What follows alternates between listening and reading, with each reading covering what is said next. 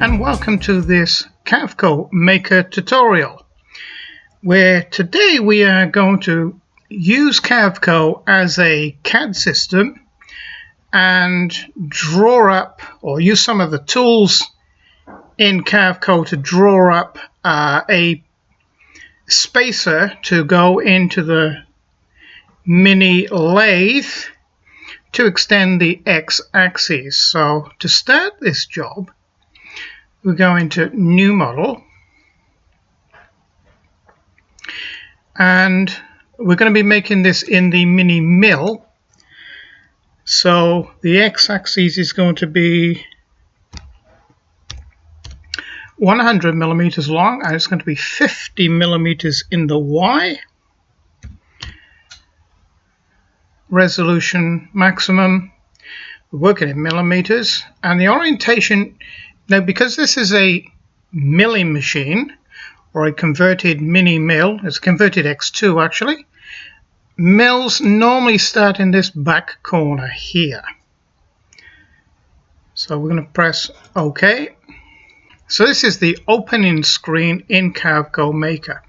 Now it opens in the 3D view, but I prefer to do any CAD drawing work in the 2D screen. So you just come to this tag here, press that, and now we're in the 2D screen. So I'm going to turn on the rulers. So I've got some dimensions there. So we go into View and come all the way down to the bottom here, and it says Show Rulers. And the rulers appear, and if you wish you can actually draw lines or ruler lines down in designated areas, and from either side, and put them, wherever you want to in a measured area to help you draw accurately. But what I want to do is I want to make a 8mm hole pattern, 10 millimeters in from each corner, and 50mm along in, or the center of the material then, to line up with the hole pattern on the x-axis housing. So to do that, I'm just going to get I can do this two ways actually. I can either get a square and accurately draw it and position it by first of all sizing it correctly, and then positioning it using these numbers. But there is an easier method, so I'm going to cancel that. I'm going to draw the outside of our material, the full size, which is 100 by 50, and create. And get out of that. Now with this highlighted, I'm going to go to the offset tool, and I'm going to say, well, I want square corners, and I want to offset 10 millimeters in.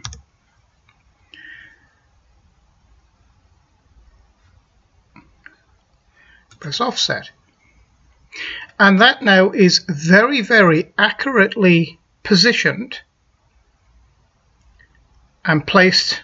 These four corners are placed in the correct position where I would want them. So now I can reselect. Let's get out of this first. So I can reselect this top one now, because I don't actually need that anymore, and I can cut it or delete it. So the next thing I'm going to do, I'm going to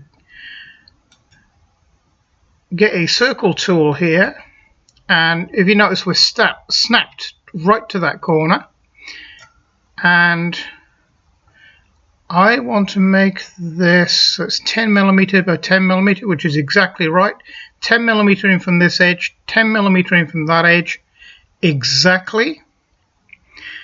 and I want it to be 8 millimeters, and I'm going to create that.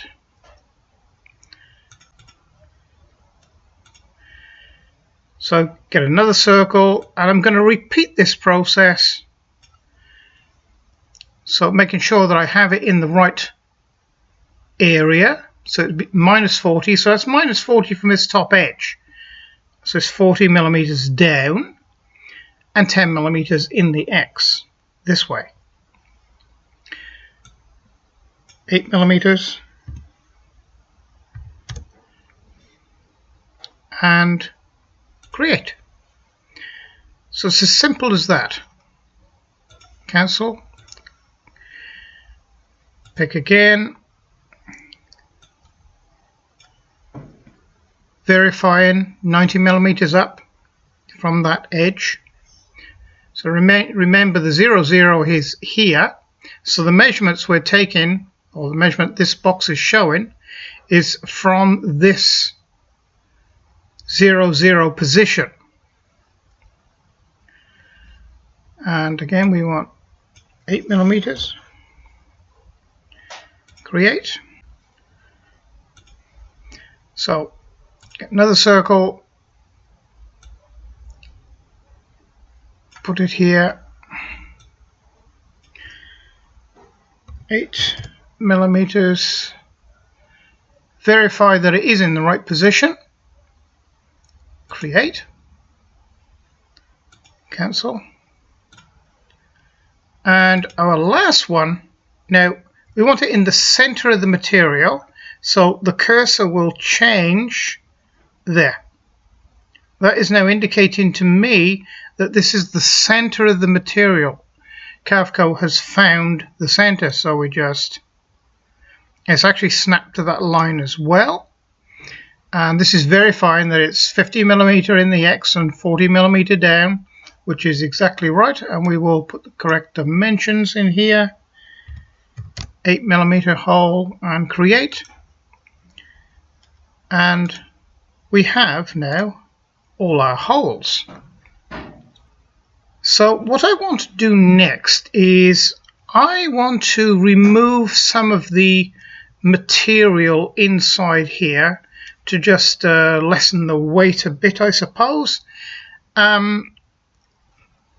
So really I don't think I need this anymore, so we're going to get rid of that. So I've just highlighted it, and you just press delete on your keyboard.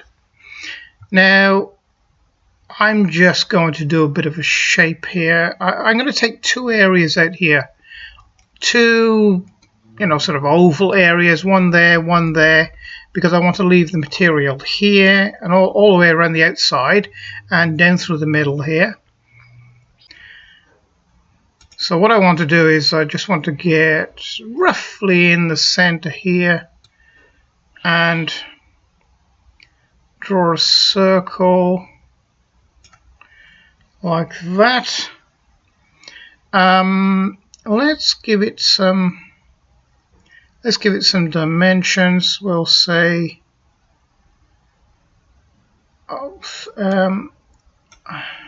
let's try 38 millimeter. It'll actually be fine. 38 millimeters. I'll go with that. Now this needs to be, we need to correct the position of this, because you notice it's a little bit off.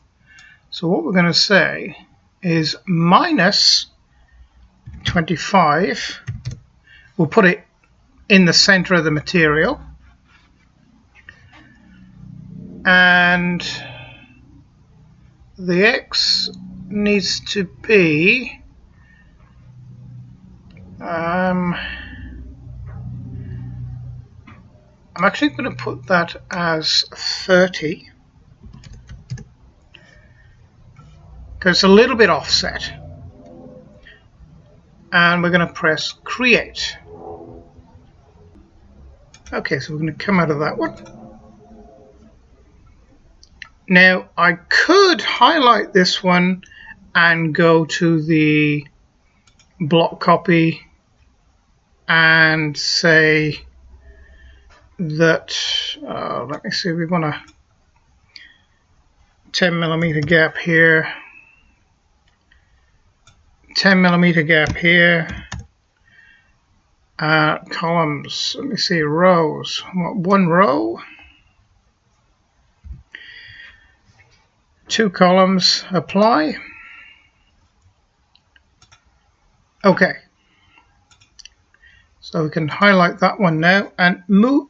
You can move anything on the screen, providing it's highlighted, with the arrow keys on your keyboard. And we can position this one fairly accurately by eye. It's a little bit too far over.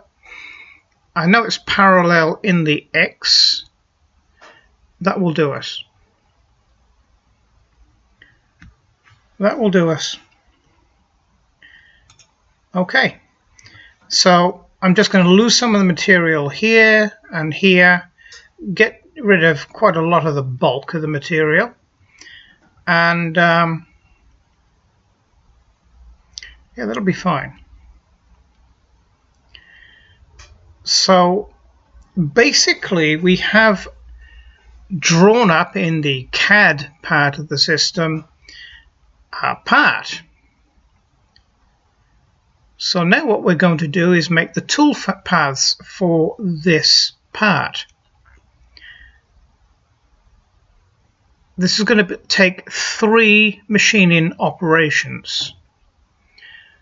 So we're going to go to the 3D window,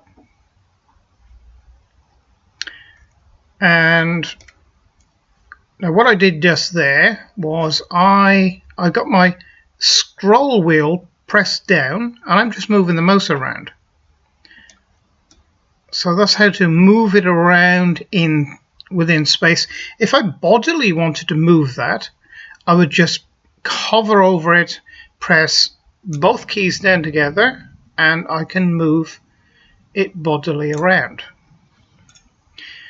Now at this point I think we can get rid of the dimensions, the rulers, and this is how the rulers appear in 3D space. They actually appear on the material. So what we're going to do is come up here to View, turn the rulers off, because we don't need them anymore. So the first operation we're going to do is the 5 drill-ins. So I've highlighted one. Now I'm going to press the Shift on my keyboard and highlight the other 3. So the 3 of them are selected. Now you can either get to the toolpaths by pressing this one here, or you can go up here and get toolpaths from up here. So we're going to be doing a drilling.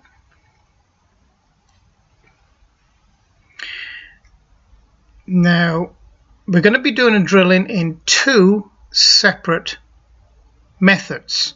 First of all, we're going to be doing a spot drilling. So with the spot drill, first of all, it's selected vectors that we want to machine. Start depth 0. I always use the top of the material as my 0. Finish depth, and we're going to say 2 millimeters here.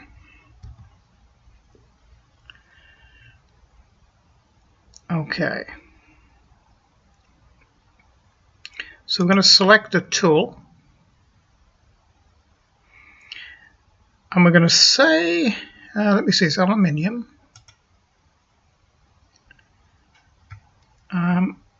So you come to the roughing. Where are we? Roughing in aluminium, and it's not a ball mold, it's a end mill.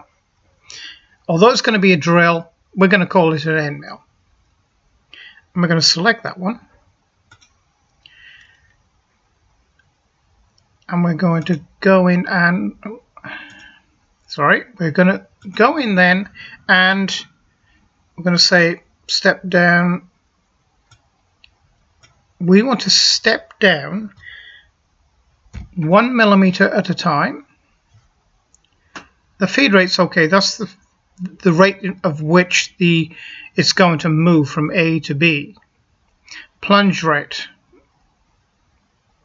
4 millimeters a second. That's okay. I'm going to leave it at that. So we come down here, and yes, it is a PEC drilling. And machine safe Z 10 millimeter above it. We're going to actually drop that down a little. We're going to say safe Z is going to be 5. Home Z is also going to be 5. No reason for it to be any more. Set up the material. And this is 25 millimeter. 25 millimeter. I'm going to press OK.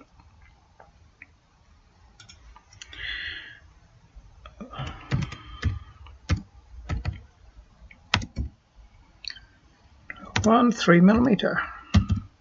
And we're going to calculate. And that part is calculated, so we can come out of that.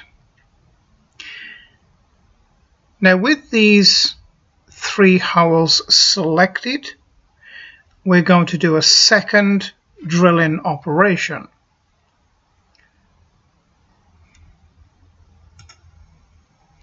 (2D) drilling. Now this one's going to be a little different. So we're going to go right through the material. And actually, in fact, I want to be sure I haven't got a burr left or anything like that. So I'm going to say all the way through to 30 millimeter past. In other words, it's going to be the point of the drill is going to be 5 millimeter out through the bottom, and the flutes of the drill is going to be about 2 millimeters out through the bottom. So that's okay.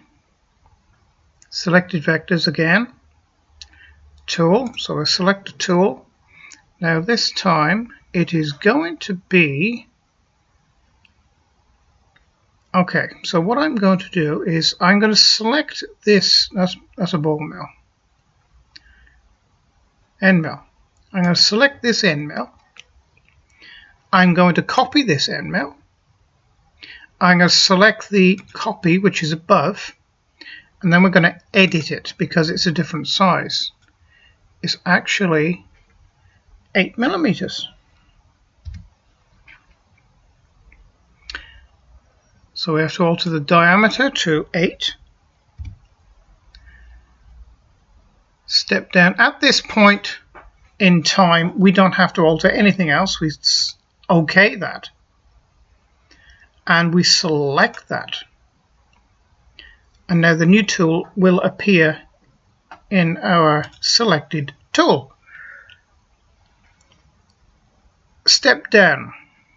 Now I like to take it very quietly. So we're going to say a step down of 1 millimeter. Feed rate 20, probably 15. Plunge rate 5 millimeters for this will be fine. 15,000 RPM. This doesn't really matter because my spindle on my mill is not controlled by the program.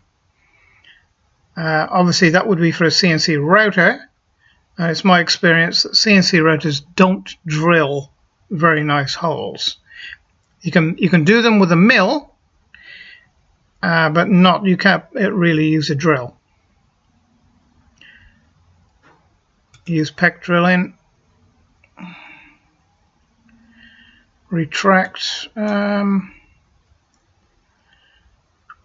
Actually, this is more of a chip break. So I'm going to say, I want it a little bit more than that, so I'm going to say 5. So in other words, it's going to retract out 5 millimeters, or out of the bottom then. Machine say 5, that's okay. That's okay. So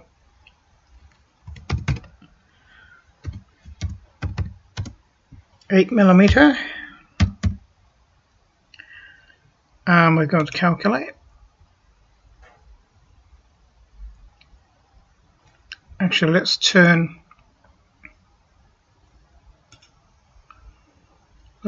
this one off.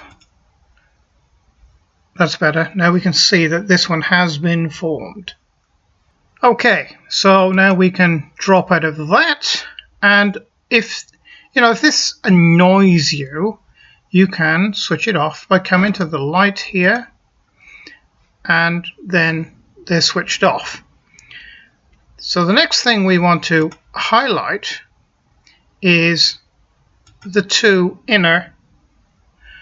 So remember, highlight one, press shift, then highlight the other. Now there's two methods of doing this. You can either highlight the two and the machine will machine the one, then come over and machine the other, or you can write two toolpaths simply like this. Come to toolpaths. It's a 2D area clearance. Okay, selected vector, start, finish. Now we want to pop out through the bottom, so I'm going to say I'll say 26 millimeters. That'll give us. I'll be doing this with an end mill, so this will be absolutely fine. We're not worried about a tolerance or anything like that, or stock to leave or anything like that. So we go into the tool and let's add a tool, now an 8mm end mill. I've got a beautiful 8mm extended end mill that will do that job just nicely.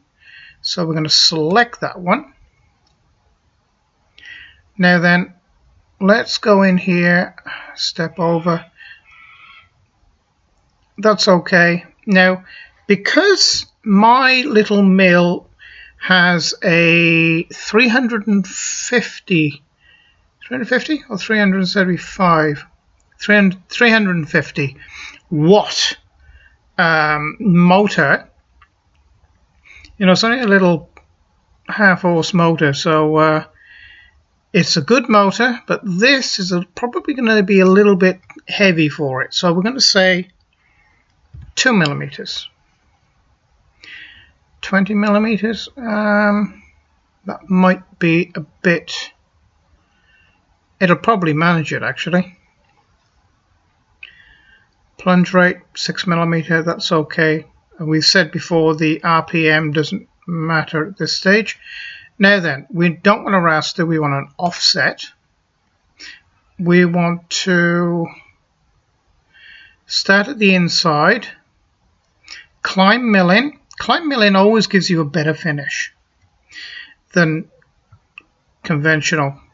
And I always find starting on the inside gives chip evacuation is a lot better if you do it this way.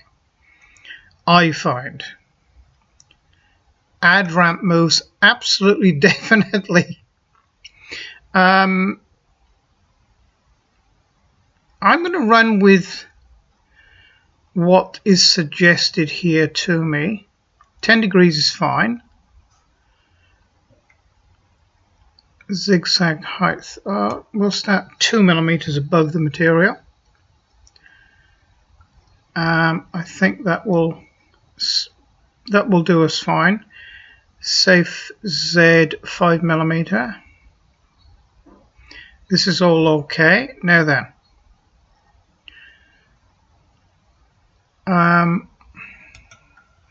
so we're just going to. I abbreviate everything, so it's easy enough just to say AC for area clearance.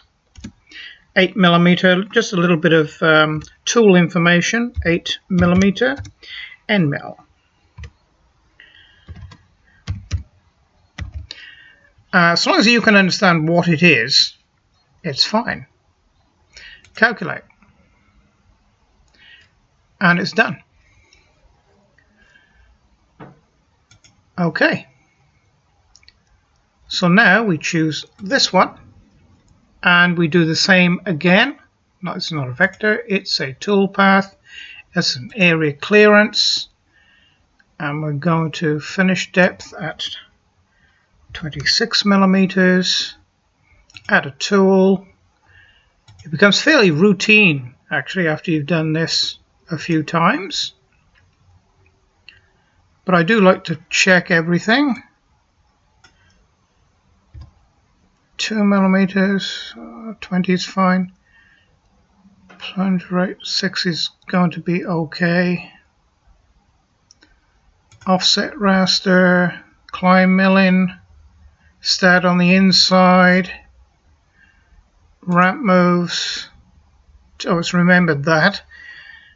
Okay.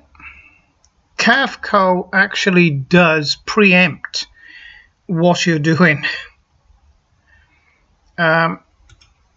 So this one is AC2, so we know it's the second hole, and it's an 8 millimeter. Okay, and calculate. Done. So now we can come out of that. So the next thing to do now is I like to verify everything. Hang on, we'll turn all the toolpaths on here.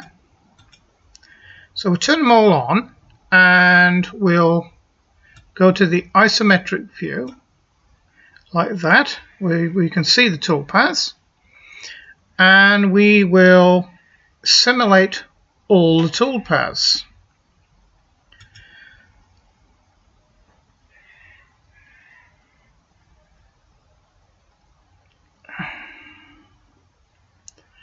Oh, it's just simulated that one. To simulate all toolpaths, let me see, we go here to simulate all toolpaths. There we go. Computer's a little slow. I'm doing this on one of my other laptops, and of course I'm running the screen capture and Carveco together. And so sometimes if it's heavy going, it'll be a little blocky, but it's not too bad. Look at that. Exactly what we wanted. And of course this will be, you know, so accurate. This will actually write the code to within, you know, less than 1/1000th of an inch. And providing your machine is up to it, it will machine very, very accurate.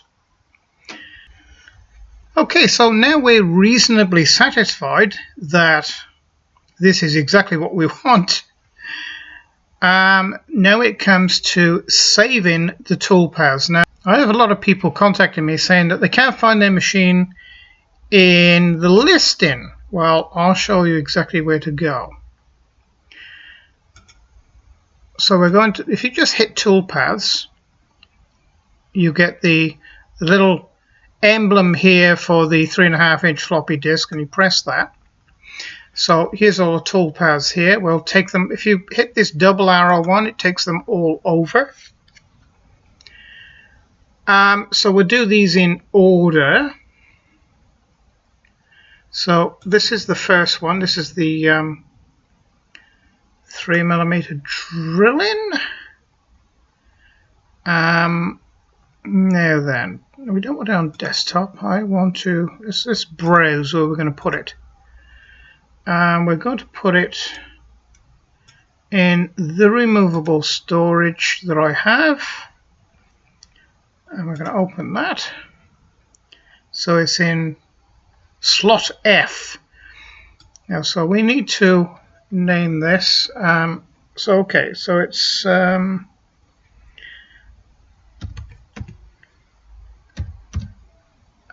Katie. It's her. Oh, that should have been a capital X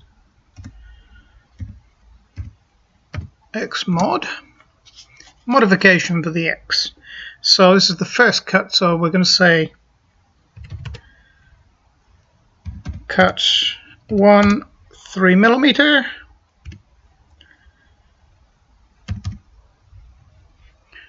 and save. So highlight that and send it over.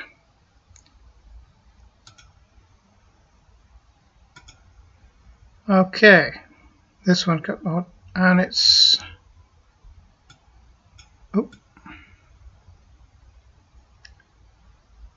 so it's cut 2, so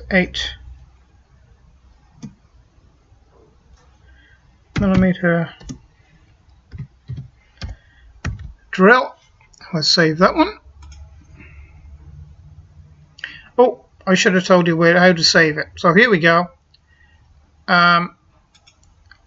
This is the post processors, and look, they've got all the major ones you could ever think of. They've got Haas, Roland, you name it, it's in here.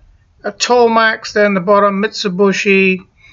Anyway, if you have a homebrew milling machine, or a no-name brand milling machine, or one that you've made yourself, this is the code here you need to write it in.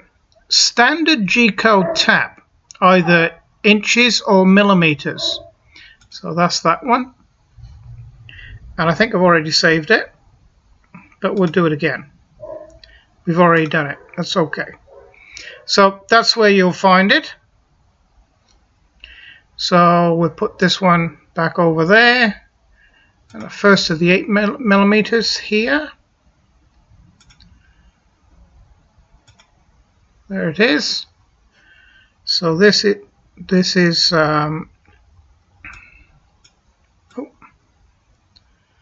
cut 3, 8mm